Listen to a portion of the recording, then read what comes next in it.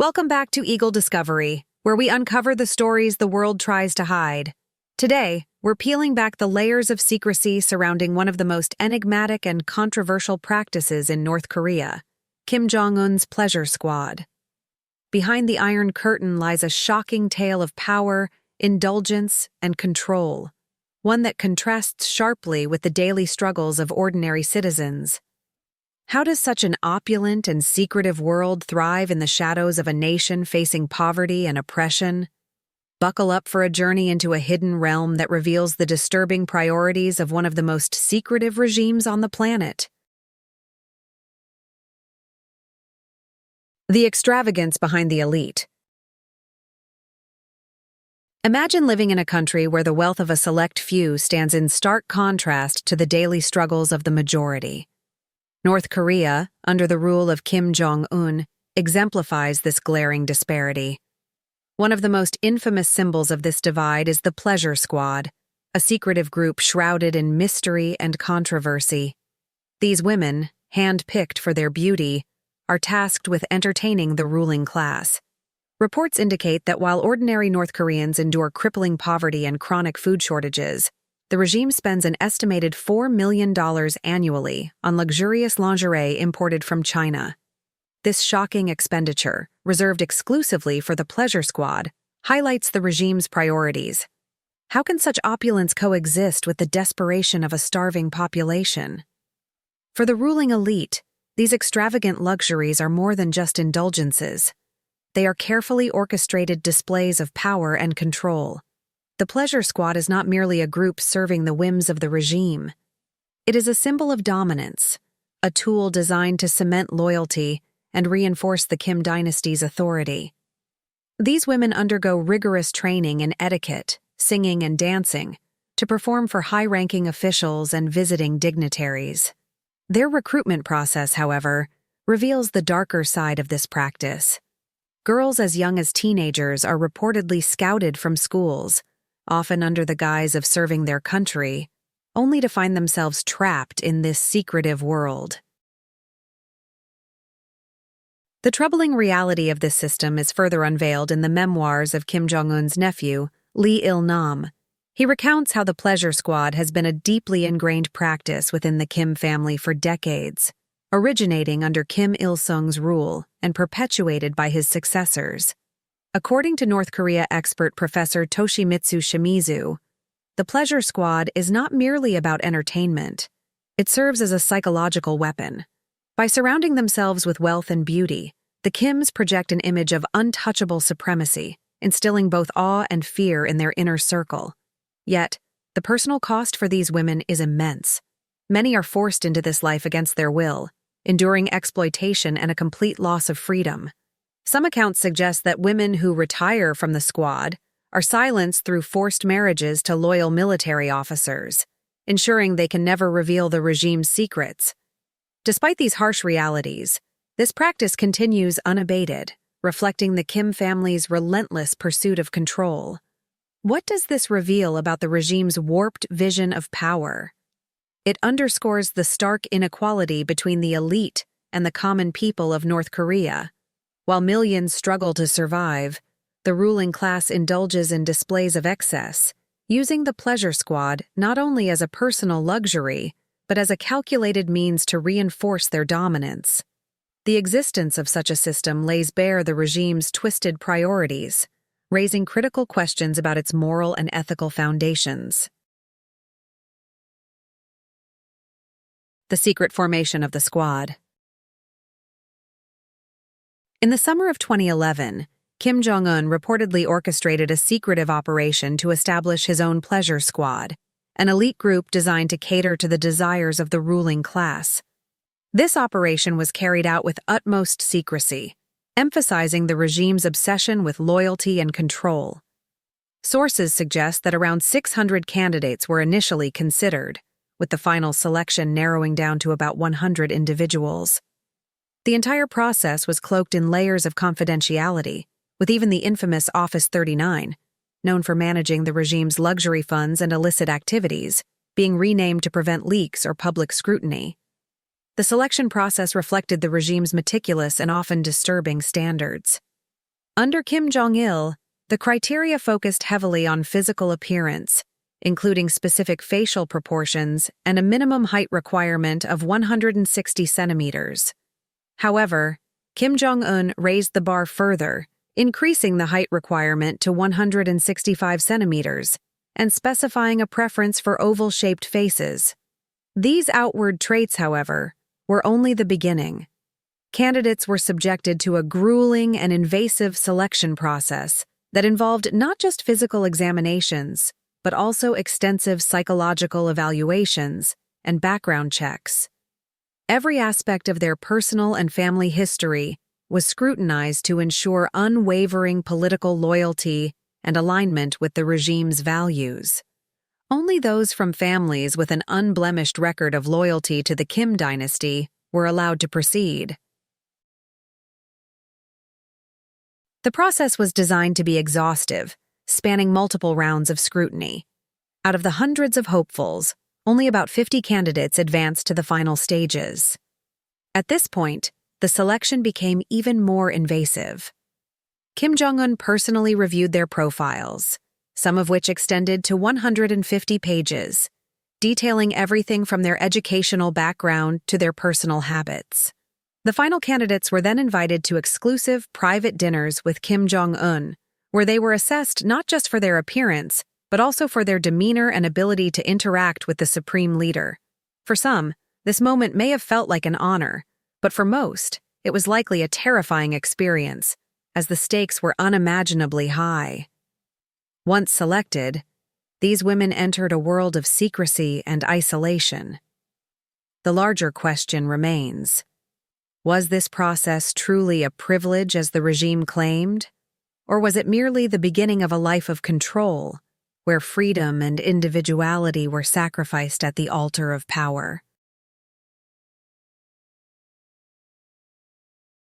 Life inside the pleasure squad. For those who passed the rigorous selection process and joined the pleasure squad, the initial allure of privilege and luxury quickly dissipated as they entered a reality defined by control, isolation, and fear. While the regime provided them with luxurious accommodations and expensive gifts, these were nothing more than golden cages. Members were effectively cut off from the outside world, their lives dictated by the whims of the regime. Their residences, while opulent, were heavily guarded, and their every move was monitored. Even during the traditional New Year visits to their families, they were accompanied by supervisors who ensured their loyalty and silence. Once inside, the women underwent months of intensive training lasting between 3 and 6 months. This training was designed to prepare them for the specific roles they were assigned. The pleasure squad was divided into 3 main categories, each catering to a different function. The satisfaction squad was tasked with fulfilling the most intimate desires of the elite, a role that left them vulnerable to unimaginable exploitation. The happiness squad provided physical relaxation, such as massages and other wellness services, while the singing and dancing squad performed elaborate choreographed routines at lavish gatherings, entertaining high-ranking officials and foreign dignitaries. The regime left no room for individuality. Each woman was reduced to a specific role, her identity overshadowed by the function she served. Life inside the pleasure squad was far from the glamorous image the regime tried to project. Members were constantly under surveillance, stripped of any personal freedom. They were provided with high-quality cosmetics, designer clothes, and luxurious items. But these were not gifts of appreciation. Instead, these items served as tools to maintain their silence and compliance, ensuring that the women remained subservient and obedient to the regime's demands. The psychological toll of this life was immense. These women were isolated not just physically, but emotionally as well, forced to suppress their own desires and needs to cater to the ruling elite. Many were coerced into believing that their service was a duty to the nation, a sacrifice for the greater good of North Korea. However, behind this facade of nationalistic pride lay a grim reality of exploitation and control. When their time in the squad came to an end, the women's lives remained firmly under the regime's grip. Most were forced into arranged marriages with high-ranking officials or loyal military officers. While this might seem like an effort to provide them with security and stability, it was, in fact, a calculated move to ensure that they remained silenced. These marriages were not about their happiness or well-being, but were designed to prevent them from ever revealing the secrets of the pleasure squad. Their new husbands, often chosen for their unwavering loyalty to the Kim regime, acted as additional layers of surveillance, ensuring that these women could never escape the regime's grasp. The notion of privilege within the pleasure squad is nothing more than an illusion. Behind the luxurious facade lies a life of servitude, control, and psychological trauma. These women are not just victims of a corrupt system, but also living symbols of the Kim regime's twisted priorities, where power and control trump human dignity.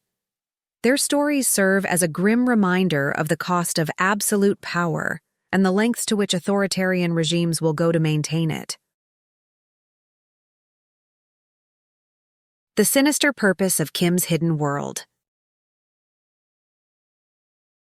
The existence of the pleasure squad is not merely an indulgence of the regime's elite. It is a meticulously crafted tool for control and manipulation. Under Kim Jong-un's leadership, the secrecy surrounding the squad has deepened further, reflecting a deliberate strategy to prevent leaks and maintain the regime's iron grip on power. This heightened secrecy is likely a reaction to the scandals and information breaches that occurred during his father Kim Jong-il's reign, which embarrassed the regime on the global stage.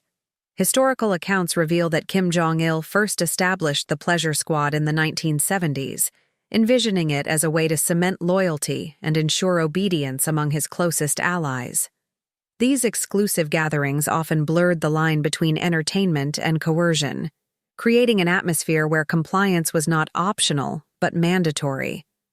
Over the decades, the pleasure squad transformed into a sophisticated system that served both personal pleasures and broader political objectives.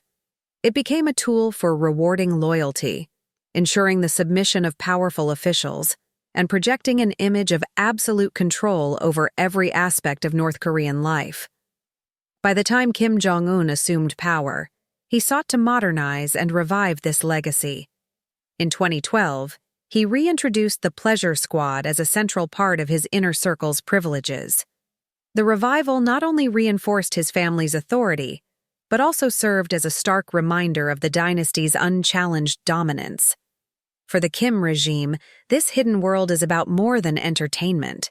It is about maintaining a culture of fear, submission, and unwavering allegiance. A world cloaked in mystery. While the pleasure squad is one of the more infamous examples of Kim Jong-un's secretive world, it is far from the only shadowy operation within his regime. North Korea's leadership has constructed an elaborate network of hidden luxuries and privileges reserved exclusively for the elite. Among these is a secret casino located within the iconic Yanggakdo Hotel in Pyongyang, a symbol of the regime's stark hypocrisy. In North Korea, gambling is strictly prohibited for ordinary citizens, punishable by severe penalties. Yet this clandestine venue caters to a select clientele, including foreign diplomats, international business people, and high-ranking officials. The casino offers a surreal contrast to the grim reality faced by most North Koreans. Inside, patrons enjoy lavish surroundings, high-stakes games, and a level of indulgence that seems worlds away from the hardships of the average citizen. Lavish performances, gourmet dining experiences, and opulent bars further underscore the stark divide between the privileged few and the struggling majority. The Yanggakdo Hotel Casino is not just a place of luxury, but also a hub for the regime's political and economic dealings. Reports suggest that it serves as a venue for securing foreign investments, laundering illicit funds, and strengthening ties with international allies, willing to look the other way regarding North Korea's human rights abuses. This hidden world of extravagance exemplifies the regime's priorities, where maintaining the loyalty of the elite and pursuing financial gain come at the expense of the population's basic needs. The existence of such hidden luxuries serves as a chilling reminder of the power imbalance in North Korea. While the ruling class enjoys unchecked access to wealth and indulgence, the majority of the population endures daily hardships, including food shortages, strict surveillance, and limited personal freedoms. These stark contrasts reveal the regime's priorities: consolidating power, rewarding loyalty, and suppressing dissent, all while presenting an illusion of equality to the outside world. It is a world cloaked in mystery, where the few live in opulence, while the many suffer in silence. Hidden agendas and global impact. Kim Jong-un's secretive operations are far more than acts of personal indulgence. They serve a dual purpose of reinforcing his regime's control domestically while projecting an image of invincibility internationally. His legendary gatherings, often dismissed as mere displays of extravagance, play a far more sinister role in shaping North Korea's political and strategic direction. These events, cloaked in opulence, act as covert meeting grounds where top officials convene to discuss policies that determine the nation's future. Surrounded by luxury and indulgence, these gatherings create an environment designed to inspire loyalty and suppress dissent, ensuring that the Kim dynasty's vision remains unchallenged. At these events, alliances are forged, power dynamics are reinforced, and critical decisions are made about the nation's internal policies and external strategies. Everything from military advancements to trade dealings is discussed behind closed doors, with no transparency to the outside world. These settings also serve as stages for reinforcing the loyalty of officials, who are reminded of their dependence on Kim Jong-un for their continued privilege and safety. The carefully controlled environment, coupled with the regime's emphasis on secrecy, ensures that no dissenting voices are heard and no details escape the confines of the elite circle. However, the regime's obsession with secrecy has its vulnerabilities. When cracks appear in this tightly controlled facade, the consequences are swift and brutal. For instance, in 2015, reports emerged of individuals being publicly penalized for allegedly sharing South Korean media. This incident not only highlighted the regime's extreme paranoia, but also underscored its ruthless methods for maintaining an iron grip on information. The penalties were severe. Some individuals were executed in public spectacles designed to instill fear and serve as a warning to others. Such harsh actions reflect the regime's relentless pursuit of control over every aspect of life in North Korea, from the media consumed by its citizens to the conversations held at its highest levels. The global implications of these hidden agendas cannot be ignored. By keeping its inner workings shrouded in secrecy, North Korea creates an environment of uncertainty that makes it difficult for the international community to anticipate its actions. Whether it is the development of nuclear weapons, cyber attacks targeting foreign nations, or clandestine financial operations, the regime's activities often remain hidden until it is too late. This secrecy not only destabilizes the region, but also complicates diplomatic efforts aimed at addressing the humanitarian crisis faced by ordinary North Koreans. Kim Jong-un's hidden world, while seemingly focused on indulgence and luxury, plays a far more strategic role in maintaining the regime's power. It is a carefully crafted system of control, where every element, from lavish parties to harsh punishments, serves the dual purpose of silencing dissent and reinforcing the regime's dominance. The question remains: how long can such a system sustain itself in the face of growing internal and external pressures? Thank you for watching today's deep dive into the unsettling realities of Kim Jong-un's pleasure squad. Stories like these remind us of the stark contrasts between the lives of the elite and the everyday struggles of millions. What do you think about this hidden world of control and indulgence? Let us know in the comments below. Don't forget to like, subscribe, and hit the notification bell to stay updated with more fascinating stories from Eagle Discovery. Until next time, keep exploring and uncovering the secrets of our world.